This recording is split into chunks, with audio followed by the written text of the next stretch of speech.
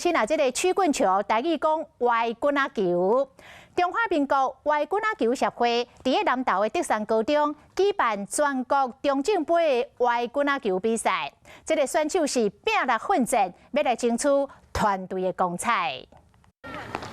选手拍拼防守甲进攻尽全力觅得分，这是全国中正杯曲棍球比赛。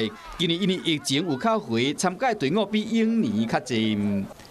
今年解封之后，今年参赛的队伍数包含县市的部分有来到7个县市，那总共有800多个参赛选手。德山高中的代表队伫这个比赛中已经连续2年摕到冠军啊！加上中正杯的成绩会影响到升学，所以讲所有队员拢用上好的实力伫拼成绩。最后一年了，也是高中的最后一年，还是得想拼个冠军这样子。前2届已经学长们都已经拿下冠军了，然后这次我们也要传承他们的冠军。主办单位希望这选手为比赛中提升实力，未来代表台湾出国比赛。